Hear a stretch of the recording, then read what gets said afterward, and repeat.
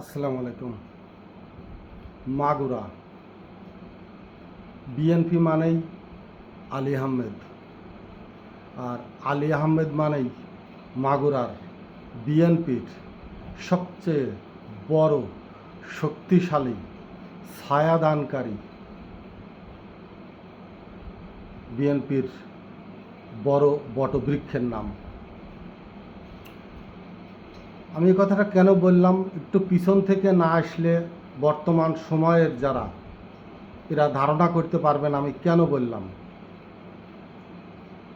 সারা বাংলাদেশে বাংলাদেশ জাতীয়তাবাদী দল বিএনপির প্রতিষ্ঠাতা ছিলেন শহীদ রাষ্ট্রপতি জিয়াউর রহমান। মাগুরার বিএনপির প্রতিষ্ঠাতা ছিলেন ওনারই সহকর্মী, সেনাবাহিনীর কর্মকর্তা, এবং রাজনৈতিক জীবনে এসে তার পাশে ছায়ার মতো যিনি থেকেছিলেন মেজর জেনারেল মাজেদুল হক, যিনি 6টি মন্ত্রণালয়ের দায়িত্বে ছিলেন এবং বিএনপির অত্যন্ত আস্থাভাজন, অত্যন্ত শক্তিশালী জিয়াউর রহমানের বিশ্বস্ত একজন সহচর ছিলেন। শহীদ রাষ্ট্রপতি জিয়াউর রহমানের মৃত্যুর পর একসময় ম্যাডাম খালেদা জিয়ার সময় এসে মাজেদুল হক বিএনপি থেকে কিভাবে যেন সটকে যান, পিছনে সরে যান। ওনার সরে যাওয়ার পরে মাগুরায় এক আসনে আর বিএনপি থেকে কোনো প্রার্থী সংসদ সদস্য হতে পারেননি। বিএনপির সময়ও না, আওয়ামী লীগের সময় তো নয়। এখানে কন্টিনিউ করেছেন আকবর সাহেব, তারপরে ছিলেন শেখর সাহেব। মাগুরা 2-এর চিত্র আসাদুজ্জামান সাহেব, তারপরে 96-তে বাংলার আলোড়ন সৃষ্টিকারী কাজী কামাল সাহেবের এন্ট্রি হয় বিএনপিতে এবং সংসদ সদস্য হিসাবে তিনি প্রতিনিধিত্ব করেন বিএনপিকে। সেটার মাস্টার মাইন্ড বলেন, কারিগর বলেন, হিরো বলেন, যাই যে নামেই আখ্যায়িত করেন না কেন, যে বিশেষণ করেন না কেন, তার একমাত্র কারিগর ছিলেন আলী আহমেদ। এবং মাজেদুল হক চলে যাওয়ার পর সমগ্র পুরা জেলাতেই মাগুরাকে যিনি গুছিয়ে আখিরে বুকের পাঁজরের নিচে বিএনপিকে লালন করেছেন, পালন করেছেন, স্নেহ মায়া মমতা দিয়ে, সর্বোচ্চ মেধা দিয়ে, রাজনৈতিক প্রজ্ঞা দিয়ে বিএনপিকে দীর্ঘদিন ধরে পেলে পুষে জায়গায় ধরে রেখেছিলেন, তিনি হলেন আলী আহমেদ। বিএনপিকে মাগুরা থেকে নিশ্চিহ্ন করে দেওয়ার জন্য একমাত্র যে ব্যক্তি ছিলেন, মানে যাকে সরিয়ে দিলে বা যাকে চিরদিনের জন্য পৃথিবী থেকে সরিয়ে দিলে মাগুরার বিএনপি আর কখনোই মাথা খাড়া করে যেন দাঁড়াতে না পারে, তার বিরুদ্ধে গভীর ষড়যন্ত্র হয়। 2006 সালে বিএনপি ক্ষমতাচ্যুত হলে এবং 9-এর নির্বাচনের মুহূর্তের ওই সময়টাই তার বিরুদ্ধে সূক্ষ্মভাবে আওয়ামী লীগের ভিতর থেকে হয় এবং বিএনপির কিছু মদতদাতা যারা বিএনপির নাম ধারণ করে, বিএনপির চরিত্রে রূপায়ণ করে, অথচ তার অন্তর্নিবাসে অন্তর্নিহিতে আওয়ামী লীগের ছায়া ধারণ করে, আওয়ামী লীগের প্রতিমূর্তি তাদের ভিতরে বহন করে, তারাও ওই মদদের সাথে সম্পৃক্ত হয়ে পড়ে। তথাকথিত তাদের কিছু পারিবারিক লোকজন সেনাবাহিনীর কর্মকর্তা ছিলেন, তাদের মাধ্যমে যোগাযোগ করে আলী আহমেদকে মেরে ফেলার সর্বোচ্চ চেষ্টার একটি সূত্র আমি দেই। হাইকোর্ট থেকে তার পিছনে গোয়েন্দাগিরি করে ওই গুপ্তচরবৃত্তেদেরই লোক, ওই দালালদের লোক বা ওই যে ষড়যন্ত্রের ভিতরে তাদের একজন। সেখান থেকে ফলো করতে করতে ঢাকা মিরপুর পল্লবীর রূপপুরের শিয়ালবাড়ি এলাকার একটি গার্মেন্টসের একটি কক্ষ থেকে তাকে অত্যন্ত পরিকল্পিতভাবে র্যাব দিয়ে ধরা হয়, আটক করা হয় এবং অকথ্যভাবে তার উপরে নির্যাতন চালানো হয় এবং একবার সর্বোচ্চ নীতি নির্ধারণী থেকে নির্দেশ বা আদেশ দিয়ে আনা হয় যে তাকে ওই রাত্রিরেই মেরে ফেলা হবে। মৃত্যুর জন্য তাকে গাড়িতে তোলা হয়, সমস্ত কিছু আয়োজন শেষ। দুর্ভাগ্যক্রমে আমি হতভাগা, ওই দিন ঢাকাতে ছিলাম এবং ওনাকে যেখান থেকে ধরা হয় সেই গার্মেন্টসের ব্যবসার সাথে আমার ব্লাড কানেকশনই বলা চলে, মাল সাপ্লাই দিত। ও এসে বলল যে ভাই এই অবস্থা আলী আহমেদ সাহেবকে ধরছে, তার উপরে খুব অত্যাচার হয়েছে এবং আজ রাতে তাকে মেরে ফেলবে। আমি খুব কাছেই ছিলাম, আমি খুব দ্রুত ওখানে গেলাম।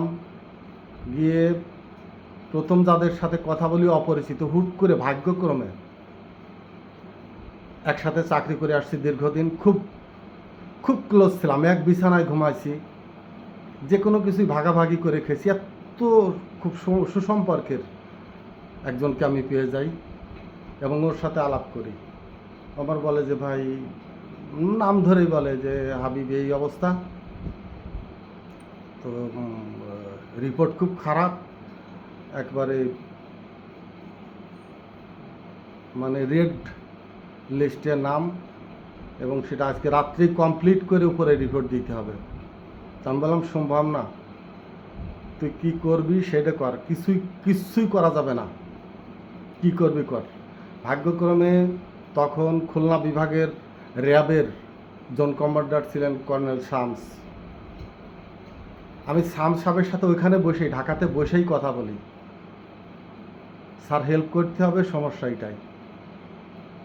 হাবিব বলো কি, কিন্তু নাম বলল যে উনি তো এইভাবে সাজেস্ট করছে, তার ইঙ্গিতে বা তার কথা মতোই তো এত দূরে গিয়ে গেছি, এখন কি পসিবল? আমি তো র্যাব হেডকোয়ার্টারের সাথে কথা বলে, বিভিন্ন জায়গায় কথা বলে কমপ্লিট করছি। আমি বললাম স্যার সম্ভব না, কিভাবে কি করলে কি হবে সেটা বলেন, কিচ্ছু করা যাবে না। আর একটা বাড়িও যেন গায়ে না লাগে, একটা বাড়িও যেন গায়ে না লাগে, কিচ্ছুই করা যাবে না। যে অবস্থায় আছে, আমি যখন কথা বলছি তারপরে তার কিচ্ছু করা যাবে না।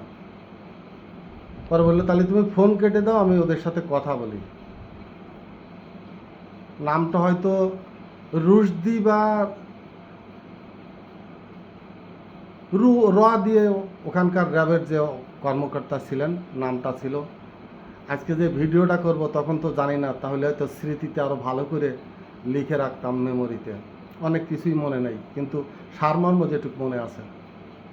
উনি কথা বললেন, তারপরে আর আলী আহমেদের গায়ে আর একটু টাচও দেওয়া হয়নি। যে গাড়িতে তুলে নিয়ে যাচ্ছিলেন সেটাকে ঘুরিয়ে ফিরিয়ে র্যাব হেডকোয়ার্টারের র্যাব ক্যাম্পে নিয়ে যাওয়া হয় এবং পরবর্তীতে সেখান থেকে তার মুক্তি দেওয়া হয়। পরবর্তীতে অনেকেই জানেন আলী আহমেদ কীভাবে মাগুরাতে আসলেন, তার পুনঃপ্রতিষ্ঠা, তার চেয়ারম্যানের পদ ফিরে পাওয়া এবং আবার রাজনৈতিক অঙ্গনে তার পদচারণা। এই নাটকীয় এই মুহূর্তগুলো, ঘটনাগুলো আমার ভাগ্য ভালো হোক মন্দ হোক, যেহেতু নিজ হাতে অনেকটা ডিলিং করেছি, তার কেসগুলো আমি মাগুরাতে ভাইনার মোড়ে বসে সেই ফাইলপত্র নিয়ে যেভাবে সমস্ত কিছু নস্যাৎ মানে বাতিল করা হয়েছে, সব কিছু শেষ করা হয়েছে। এবং এই ডকুমেন্টারি, আমার লিখিত ডকুমেন্টারি, লিখিত আকারে, দুর্ভাগ্যক্রমেই বলতে হয়, এটা ম্যাডাম খালেদা জিয়া এবং তারেক রহমানের দৃষ্টি গোচরীভূত করার সুযোগ আমার হয়েছিল।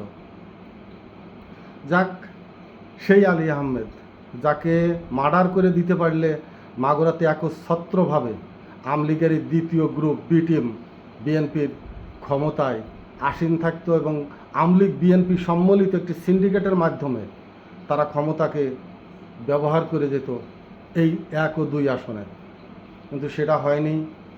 ভাগ্য ভালো, আল্লাহর রহমত, জনাব আলী আহমেদের আয়ু, তার মা বাবার দোয়া হোক, মানুষের ভালোবাসার দোয়া হোক, ফিরে আসছেন এবং সেই জায়গাটাতেই বিএনপির কেন্দ্র, বিএনপির হাইকমান্ড বিএনপির নির্দেশদাতারা তাকে দ্বিতীয়বারের মতো আবারও আহ্বায়কের দায়িত্ব দিয়েছেন এবং আমি নিশ্চিত মাগুরা 1 এবং 2-এর ভাগ্য নির্ধারণী জনাব মোহাম্মদ আলী আহমেদের হাত দিয়েই প্রকাশিত হবে, প্রস্ফুটিত হবে, জনসম্মুখে উপস্থাপিত হবে।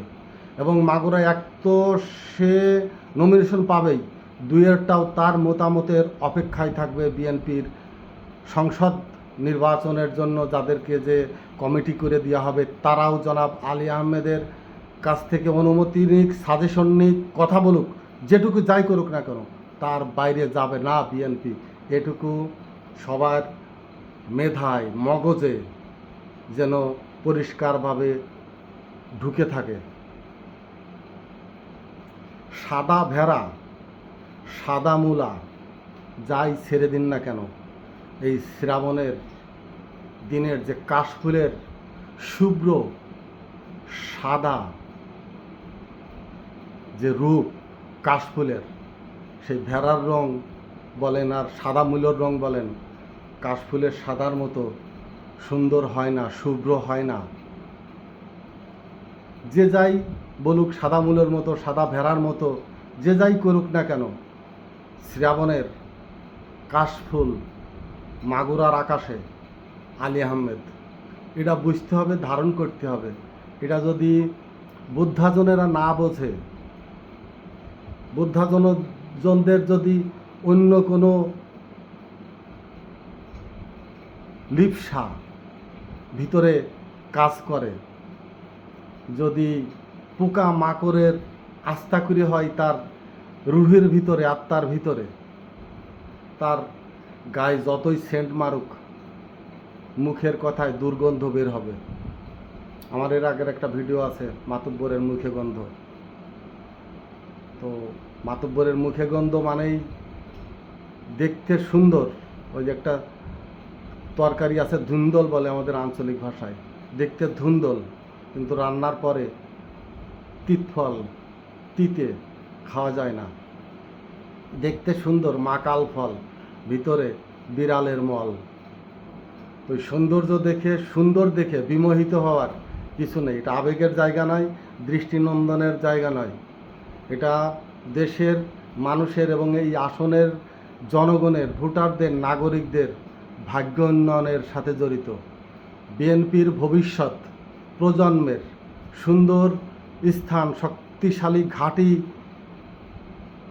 নির্মাণের, প্রতীয়মান হওয়ার, বিনির্মাণের জায়গা। এটা আবেগের নয়, এটা ভালোবাসার জায়গা।